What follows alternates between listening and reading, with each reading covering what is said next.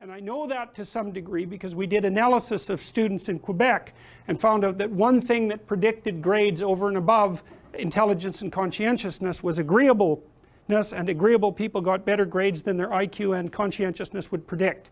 And that's particularly negative for men. So imagine this is what's happening. So you're a borderline student and you're also a bit rebellious and antisocial. I'm going to fail you. Like you're right on the cusp, don't like you much, you fail. You have exactly the same grade profile, but I like you. Tick, you move ahead, you don't.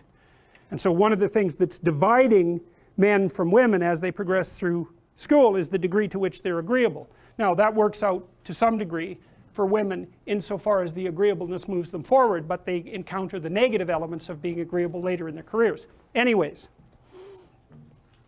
Their women are very good in high school, then they go to college, they're very good in college, they nail their damn grades, they do their studying, they get their A's and they ace their LSATs, so they're smart too. Then they go off to do their articling and they're really, really good at it. And then they get offered an associate position and they're really, really good at it, and then by the time they're 30 they make partner, and let's say they're in high pressure, high paying jobs. $250,000 a year, $300,000 a year, $500 an hour. Okay, what's your life like? You work all the time, period. 70 hours a week, 75 hours a week, flat out, and you don't get to make any mistakes. And if your client calls you at 3 in the morning on Sunday, you say, I'm really glad to hear from you, because if you don't, there's some hot law firm in New York that'll take your client from you at a moment's notice. And the client is paying you, whatever, the firm, $750 an hour, of which maybe you get $350, and what they want is an answer about something really complicated right bloody now. And you can say all you want about the fact that women have a difficult time with that because it's a male-dominant patriarchy. Any female lawyer who's hit 30 and is a partner that has any sense at all knows that's complete bloody rubbish. It's market determined right to the core. What happens to the women when they're in their 30s? They all leave the high-end law firms. Why?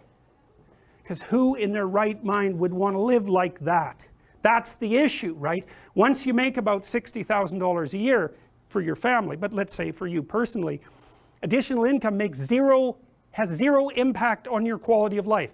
Zero. So why work 80 hours a week? Well, men will do it, some men, very few.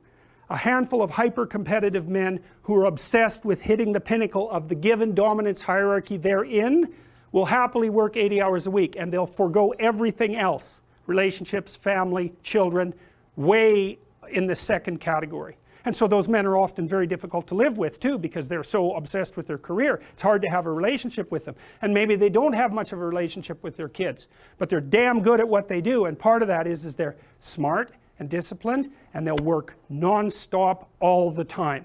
It's like an obsession, and that's the sort of people who run things. Those are the people who run things. Well, they're often also disagreeable too, because you want to manage people? Really? They're not going to like you. You know, and it's not an easy thing to not be liked, and actually if you're an agreeable person, and women are more agreeable than men, it's quite painful to be disliked. But if you're in a managerial and executive position, the probability that people are going to like you is quite low. Now, if you're a real son of a bitch, then they're going to dislike you more. But those positions are very stressful, partly because of the interpersonal dynamics, and they're also incredibly, incredibly competitive. So the women hit that at 30 and they're completely qualified, and the law firms are bloody desperate to keep them, because it's really hard to find highly qualified people, especially once you've put all that time into training them, especially if they're also good at bringing in business. The law firms trip over themselves to try to keep them. They can't. The women think, why in the world am I doing this? Why in the world would anyone in their right mind do this? Especially because they're often married by that point too, and generally they've married a husband who makes as much money or more than them. So they don't need the damn money. And so they think, well, there's more to life than this, which is exactly the right thing to think. And so then they go and find a job that's 9 to 5 and controllable, so that they can hire a nanny and have some kids and have a life. And it's like, yes, that's the intelligent thing to do. So we've got things backwards in our culture. We're thinking, at least in part, why aren't there more women in positions of power? Wrong question. The right question is, why are there any men at all who want those positions of power? Because it's not just positions of power. You have to be such a knothead to think that. Oh, it's a position of power. It's like, sure, but it's a position of overwhelming responsibility. And if you make mistakes, you're done. Right? It's not like you occupy that position of power and everyone does what they're told all the time and your life is easy. It's like, forget about that. People are on your case to do exactly the right thing all the time, 100% of the time.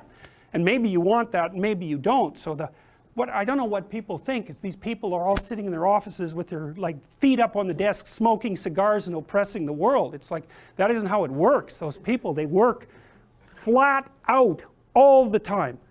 So, and it's fine if that's what you want, and some people are like that. They're hyper-industrious people, right? From a trait perspective, no matter where you put them. If you put them in a forest with an axe, they just wander around chopping down trees non-stop, right? Because it's built into them. But if you want to have a balanced life, and you should want that, you know, because the other thing you'll find, and this is God's gospel truth, is that the older you get, if you have any sense at all, the more important your family is to you. Like the utility of your career, maybe that peaks around 35 or 40 and it starts to decline pretty rapidly after that. And what happens if you're fortunate, you have someone in your life that you love, that you've woven yourself together with, and you have some kids so that you have something to do from the time you're 50 till the time you're 80. And so it's a real mistake. It's a barren future without children, man, I can tell you that. It's a real mistake.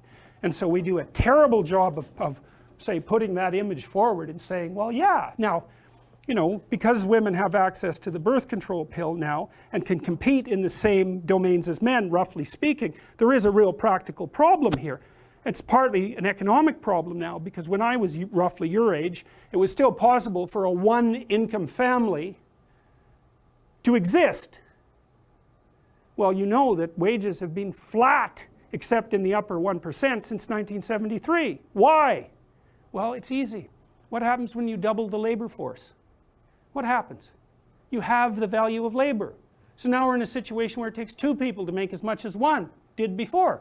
So we went from a situation where women's career opportunities were relatively limited to where they were relatively unlimited and there were two incomes, to where, and so women could work, to a situation where women have to work and they only make half as much as they would have otherwise. And now we're going to go into a situation, this is the next step, whereas women will work because men won't.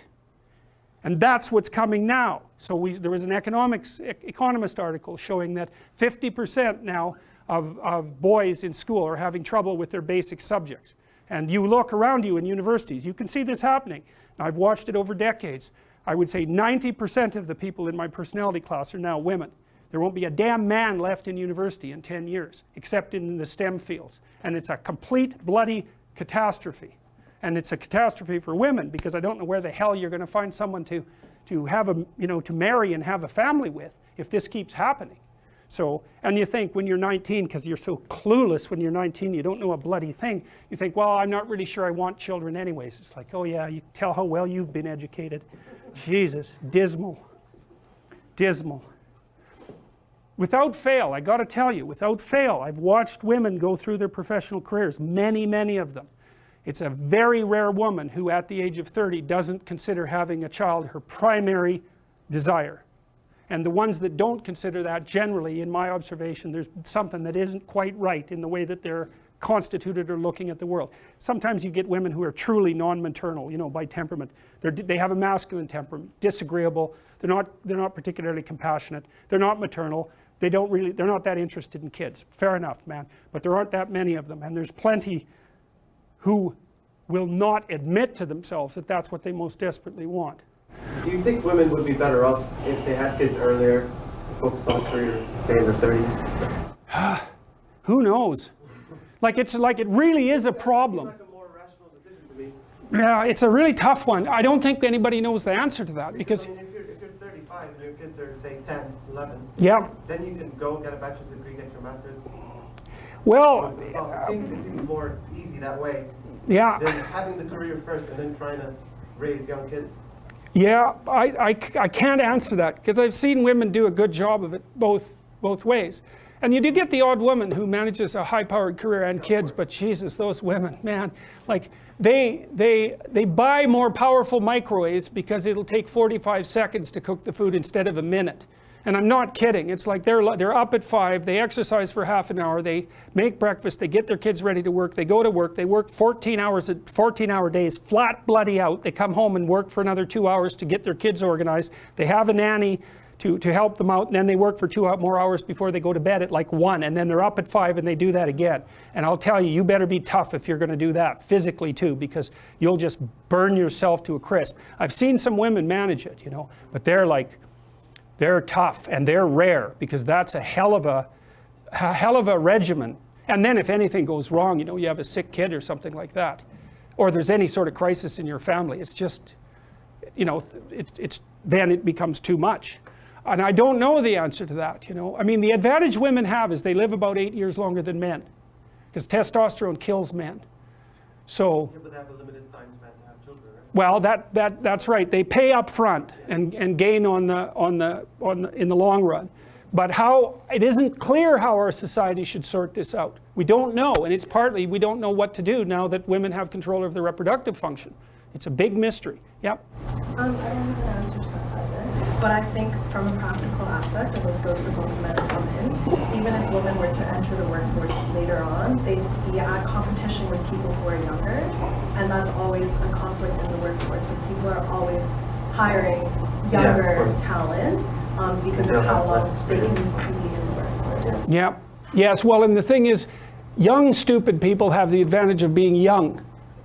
Middle-aged stupid people have the disadvantage of being middle-aged. And so if you're going to hire a young stupid person or a middle-aged stupid person, you'll go for the young stupid person. And by stupid, I mean, you know, I'm being sarcastic, obviously, but I mean without experience and just getting started in the world. You're much more likely to favor someone young because there's an instant explanation for their relative cluelessness.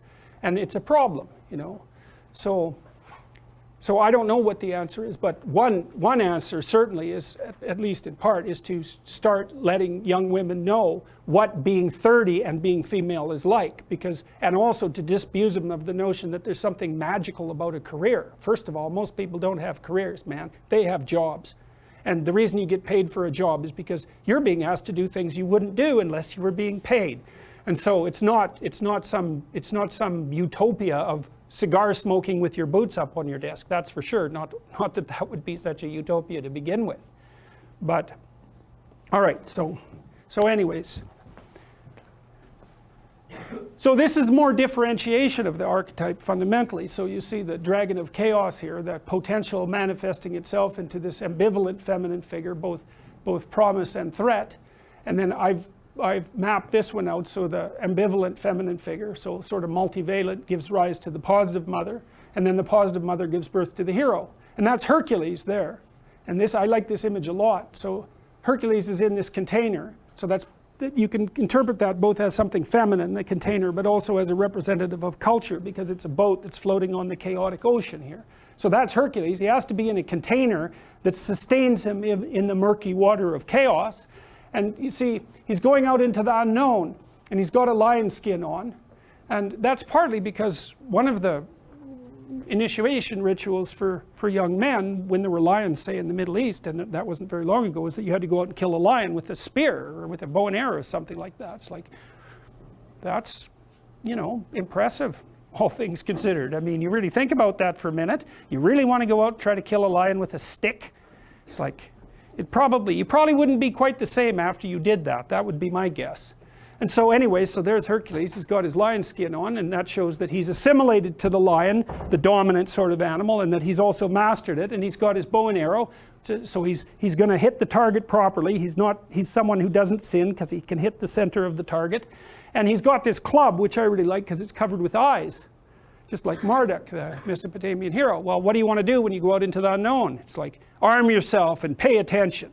And so that's what you're trying to produce if you're a good mother, is this figure that can go out into the unknown armed, accurate, and able to pay attention. And that's a hell of a thing to participate in. It's really fun. I found having children incredibly entertaining. It's a ridiculously entertaining thing to do, because for a bunch of reasons. One is that it's the only relationship you'll ever have in your life where you actually have a chance of establishing something that's close to perfect is with your kids. Because when they're delivered to you, so to speak, they're in some sense, they're perfect. And your job is to maintain that perfection if you can. And you do that by being a good parent, by being encouraging, by being on their side, by taking care of them. And you can have an absolutely pristine relationship with the child. That doesn't mean it's not full of trouble, because it is.